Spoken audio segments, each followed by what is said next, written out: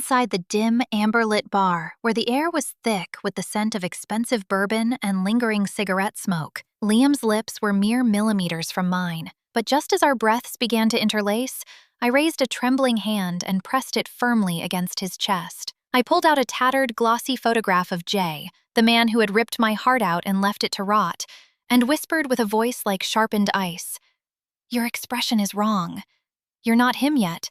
Before Jay kissed me, he always parted his lips slightly, catching his breath as if I were his only oxygen.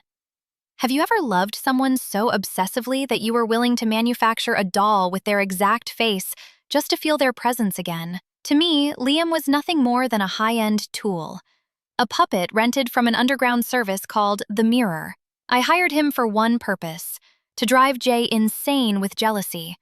I didn't love Liam. I didn't even like him. I was using him as a weapon. Liam smirked, a dangerous glint in his eyes. He didn't pull away.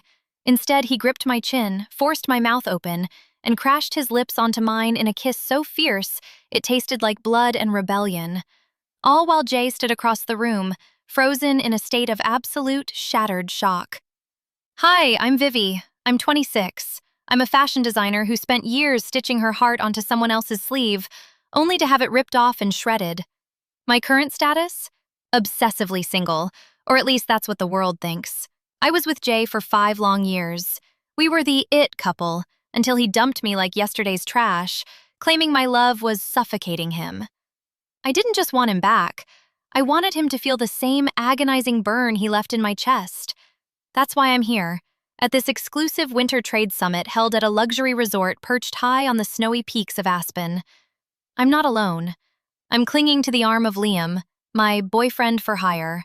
The grand ballroom was a battlefield of silk, diamonds, and forced smiles. I arrived on Liam's arm, feeling the weight of 1,000 eyes, but I only cared about one pair: Jay. Liam was magnificent. He was doting, protective, and relentlessly charming. I was shocked at how flawlessly Liam executed the plan. Every time Liam leans in to whisper a secret in my ear or pulls me closer by the waist, I see Jay, who is standing just a few feet away with a group of investors, stiffening. His knuckles are white as he grips his glass, his eyes burning with a primal, jealous rage that I haven't seen in years. Liam is winning, and for the first time since the breakup, I feel like I'm the one holding the cards. I watched Jay crumble, his pride being trampled by a man who looks exactly like the better version of himself. But the real performance began when we encountered Jay near the bar. Liam didn't just ignore him, he dismantled him. With a smirk that was as sharp as a razor, Liam leaned in and whispered just loud enough for Jay to hear, "I truly must thank you, Jay. If you hadn't been foolish enough to let a treasure like Vivi slip through your fingers, I never would have known what it's like to possess perfection." I watched Jay's knuckles turn white as he gripped his crystal glass, his pride being shredded in front of the very elite he fought so hard to impress. But as I leaned into Liam to sell the lie, I felt a shiver that had nothing to do with the air conditioning. Liam wasn't just acting for the paycheck anymore. The way he looked at me, it wasn't the gaze of an employee. It was the hungry, possessive stare of a predator who had just realized his prey was far more delicious than he anticipated.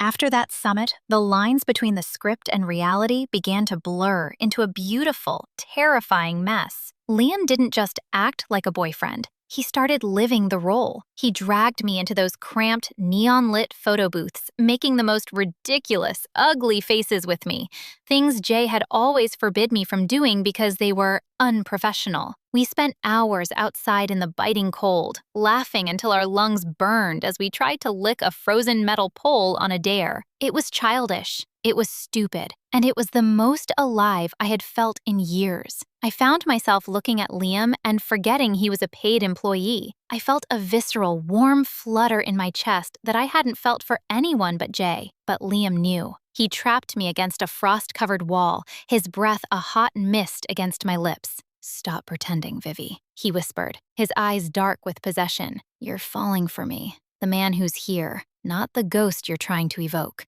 My heart hammered against my ribs, caught between fear and desire, but the moment was shattered. I saw Jay standing a few yards away, his face contorted in a mask of pure, unadulterated fury. He didn't wait. He charged forward like a wounded animal, his hand snapping around my wrist like a shackle. He didn't say a word to Liam. He just began dragging me away through the deep snow, his grip so tight it felt like he wanted to break me. Jay dragged me into a private suite and slammed the door with a violence that made the paintings rattle. Before I could scream, he collapsed. The arrogant, untouchable Jay fell to his knees on the cold hardwood floor, clutching my waist as if I were his only lifeline. "Vivi, please," he choked out, his voice broken and raw. "Don't smile at him like that.